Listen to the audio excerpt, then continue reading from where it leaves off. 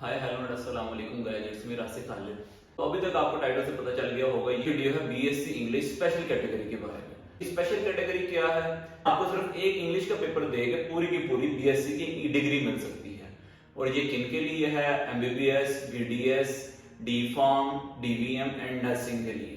अगर आपने अपना पहला और दूसरा प्रोफ पास कर लिया है तो आप भी इसके लिए एलिजिबल हैं। और डिफरेंट यूनिवर्सिटीज को कंडक्ट करवाती हैं, लेकिन मेडिकल सर्कल के अंदर मोस्टली जो पेपर देते हैं वो पीयू के थ्रू देते हैं।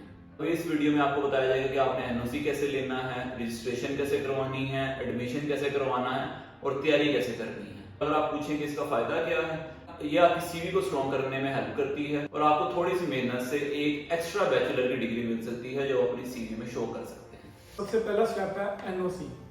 एनओसी होता है नो ऑब्जेक्शन सर्टिफिकेट, जो आपको अपनी पेरेंट यूनिवर्सिटी जिसमें आप पढ़ रहे हो उससे लेना होता है, जो कि एमबीबीएस स्टूडेंट्स के लिए university of health science UHS है। उसको अप्लाई करने का प्रोसीजर बहुत सिंपल से है। उसके लिए एक फॉर्म होता है जो यूएचएससी प्रोवाइड करती है। वो फॉर्म मैं वीडियो के लिंक में अटैच कर दूंगा। वो आपने फॉर्म प्रिंट करना है। प्रिंट करके उसके साथ आपने अपनी फर्स्ट ईयर और सेकेंड ईयर की डीएमसी लगानी है। डीएमसी बोले तो डिटेल्ड मार्कशीट। उसके बाद आपने वो फॉर्म अपने प्रिंसिपल के पास ले जाना है। प्रिंसिपल वो फॉर्म आपका साइन करके स्टैम्प कर देगा। एनओसी का जो फॉर्म है प्रिंसिपल से साइन करवाने के बाद आपने चलान जनरेट करके यूएचएस के साथ ही नेशनल बैंक है उधर जाके चलान पे करना है। चलान दो तरह के हैं, एक 2000 का चलान है, एक 4000 का चलान है। जो 2000 का चलान है उसमें 15 दिन में आपका एनओसी आपके कॉलेज आ जाएगा। जो 4000 का चलान है उसमें अर्जेंट है, जो वो उसमें 3 दिन में आपके कॉलेज में आ जाएगा। अब इसका दूसरा स्टेप है पीयू की वेबसाइट के ऊपर जाके अपने आप को as a private student register करवाना। लिंक मैंने आपको नीचे दे दिया जो आपको पीयू की वेबसाइट पे लेके जाएगा। सबसे पहले आपने उधर जाके अपनी पर्सनल इन्फॉर्मेशन डालनी है, अपनी एजुकेशनल इन्फॉर्मेशन डालनी है। और ये ध्यान रखिएगा कि आपका एड्रेस वो हो जो अभी करंट जहाँ पर आप रह रहे हैं, क्योंकि आपका रजिस्ट्रेशन कार्ड जो कि 1 महीने के अंदर आएगा और बाद में आपकी डिग्री भी उस एड्रेस के ऊपर आनी है। तो इसके अंदर ही आपने चौथे नंबर पे जमा करवानी है अपनी फीस। आप इधर से फी चलान प्रिंट करेंगे और किसी भी एचबीएल या यूबीएल की ब्रांच में जाकर उसको जमा करवाएंगे और उसका जो ओरिजिनल आपकी स्टूडेंट कॉपी होगी उसको नीचे फॉर्म पे प्रिंट करवा के अटैच करेंगे।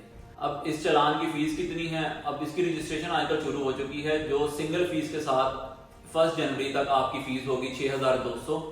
1 जनवरी के बाद आपको डबल फीस देनी पड़ेगी। उसके कुछ चार्जेस हैं जिसका स्केड्यूल मैं आपकी स्क्रीन के ऊपर शो कर दूंगा। अब ये सारा फॉर्म, इसके साथ आपकी जो एनओसी थी जो आपको यूएचएस ने दी थी वो, और मैट्रिक, एफएससी और अपनी डीएमसी आपने अटैच करनी है। अपने फादर और अपना सीएनआईसी अटैच करना है और इन सब डॉक्यूमेंट्स को आपने अटैच करवाना है। और इन सब डॉक्यूमेंट्स को अटैच करवाने के बाद आपने मेल करना है examination centre Quaid-e-Azam PU Lahore की ब्रांच के ऊपर। रजिस्ट्रेशन के बाद तीसरा स्टेप आता है एडमिशन का। एडमिशन का प्रोसीजर भी बहुत सिंपल से ही है। जैसे ही आपने अपने रजिस्ट्रेशन के फॉर्म भेज देने हैं, आपकी रजिस्ट्रेशन जैसे ही एंड होगी जो 15 मार्च है उसके 1 या 2 दिन बाद एडमिशन ओपन हो जाते हैं। एडमिशन का भी एक ऑनलाइन फॉर्म है जिसका लिंक मैं अटैच कर दूंगा। उस लिंक को आपने ओपन करना है। वहाँ पे अपने लॉगिन में सीएनआईसी डालना है और नीचे पासवर्ड क्रिएट करके लॉगिन करेंगे तो आपको आपका एडमिशन फॉर्म शो हो जाएगा। उस एडमिशन फॉर्म को आपने टैली करना है। टैली करके जो चीज़ें दोबारा उन्होंने मांगी होगी उनको आपने दोबारा पुट करनी है और फॉर्म आपने एक चलान प्रिंट कर लेना है। चलान प्रिंट करने के बाद आपने वो चलान एचबीएल या यूबीएल में एडमिशन फीस है ये आपने पे करनी है। लास्ट ईयर जब मैंने दिया था तब एडमिशन फीस 7970 थी, ऑलमोस्ट 8000। तो इस साल थोड़ी बहुत ज़्यादा ही होगी, मतलब 8500 तक जा सकती है सिंगल फीस। उसके बाद लेट फीस होती है और डबल फीस होती है। तो ये फीस पे करने के बाद आपने दोबारा अपना फॉर्म जो एडमिशन फॉर्म होगा इसको आपने प्रिंट करना है। प्रिंट करके आपने इसको दोबारा आपने PU Quaid-e-Azam campus BSc department के अंदर सेंड करना है। वो आपको मेंशन होगा फॉर्म के ऊपर। 15 जून तक डेट शीट आ जाती है पेपर की और आपको 15 जुलाई की तकरीबन ऑलमोस्ट 15 जुलाई तक आपको रोल नंबर स्लिप्स मिल जाती हैं। और पेपर जो मैंने पेपर दिया था वो 7 अगस्त था लास्ट ईयर। तो इस साल ये अगस्त के पहले या दूसरे हफ्ते तक पेपर हो जाता है, पेपर की डेट होती है। और इसका रिजल्ट 3 महीने बाद आता है, ऑलमोस्ट दिसंबर में जाके रिजल्ट आता है। अब सबसे मेन क्वेश्चन आता है कि आपने तैयारी कैसे करनी है। तो इसका पेपर होता है 100 नंबर का जिसको डिवाइड किया गया है सेक्शन ए और सेक्शन बी के अंदर। अभी हम बात करेंगे पहले section A. Section A 50 number का है जिसके अंदर 4 सवाल होते हैं जिसमें से आपने 2 सवाल करने हैं। एक सवाल 25 नंबर का है तो उसको भी आगे से उन्होंने ए और बी पार्ट में डिवाइड किया गया है 15 और 10 नंबर में। और इसमें क्या होता है, इसमें होते हैं क्वेश्चंस जो है आपकी टेक्स्ट बुक में से। और टेक्स्ट बुक कौन सी है? The selection of English prose by Nausheen Khan. अब आप अगर मुझसे पूछें कि मैंने तरीके से की, मैंने ये टेक्स्ट बुक नहीं पढ़ी। मैंने पहले कॉन्सेप्ट बिल्ड करने के लिए यूट्यूब से लेक्चर देखे हर चैप्टर के, उन्होंने हर चैप्टर की समरी और मेन पॉइंट और थीम बताया गया था उन वीडियोस में, जिसने मेरे कॉन्सेप्ट बिल्ड करने में मदद की। और उसके बाद मैं पढ़ता था प्रोफेसर जियाउर रहमान की बुक, जिसके अंदर दोबारा समरी दी गई होती थी और क्वेश्चन के आंसर्स दिए गए होते थे, जो याद करने में काफी आसानी हो जाती थी।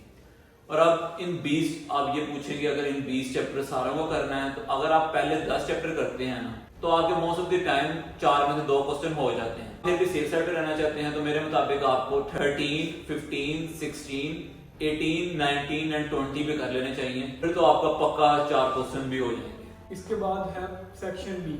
सेक्शन बी भी 50 मार्क्स का है। उसको उन्होंने इस तरह डिवाइड किया हुआ है कि 10 मार्क्स, पहला सवाल है रिपोर्ट राइटिंग का जो 10 मार्क्स का है।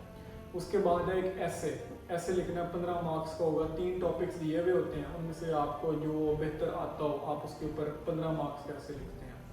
उसके बाद आता है कॉम्प्रिहेंसिव पैराग्राफ। कॉम्प्रिहेंसिव पैराग्राफ में 3 सवाल होते हैं, पैराग्राफ दिया हुआ होता है, उस पैराग्राफ से आपको रीड करके आपने उन 3 सवालों का जवाब देना होता है। और चौथा सवाल होता है कि उस पैराग्राफ को अपने टाइटल देके उसको कॉम्प्रिहेंस करना होता है। आखिरी सवाल होता है उर्दू टू इंग्लिश ट्रांसलेशन का। उर्दू का एक छोटा सा पैराग्राफ दिया होगा 3 से 4 लाइनों का, आपने उसको इंग्लिश में ट्रांसलेट करना होता है। वो भी इजी है। ये सब के लिए मैंने जो तैयारी की थी वो टिप्स फॉर इंग्लिश बीएससी का पास पेपर की बुक है, उसको मैंने रीड किया था ताकि मुझे थोड़ा बहुत कॉन्सेप्ट आ जाए कि इन चीज़ों को लिखना कैसे है, क्योंकि ये हर साल चेंज ही आती हैं, तो आपको बेसिकली कॉन्सेप्ट चाहिए।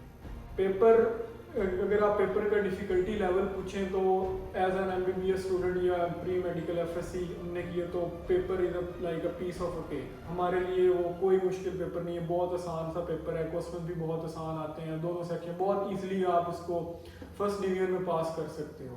सिर्फ मसला जो है वो है इसको अप्लाई करने का प्रोसीजर, जो पाकिस्तानी सिस्टम के हिसाब से बड़ा मुश्किल प्रोसीजर है। पहले रजिस्ट्रेशन, एडमिशन, और इसमें थोड़ी मेहनत लगती है। आपको एक दफ़ा यूएचएस चक्कर लगेगा, फिर फॉर्म अप्लाई करने, वेट करना। तो गवर्नमेंट गवर्नमेंट यूनिवर्सिटी है, थोड़ा सा प्रोसीजर उनका प्रोसेसिंग प्रोसीजर थोड़ा स्लो है, तो सिर्फ खज्जल ख्वारी जो है वो है उसके अप्लाई करने वाले प्रोसीजर में। बाकी पेपर बहुत आसान है और फ़ायदा आपको ये है कि आपको घर बैठे बिठाए थोड़ी सी मेहनत, सिर्फ अप्लाई करने के प्रोसेस में आपको एक डिग्री मिल जाती है एमबीबीएस के साथ, जो आपकी सीवी में ऐड हो जाएगी। तो कल को आप कहीं पे भी अप्लाई करें तो आपके अच्छी सीवी आप प्रेजेंट कर सकते हैं। ये था सारा प्रोसीजर बीएससी इंग्लिश का। इसके अलावा आपको किसी भी चीज़ में कोई क्वेरी आ रही हो तो आप कमेंट सेक्शन में पूछ सकते हैं, पूरी कोशिश करेंगे आपकी हेल्प करने की। आपसे मिलेंगे इंशाल्लाह किसी नेक्स्ट वीडियो में, तब तक के लिए अल्लाह हाफ़िज़।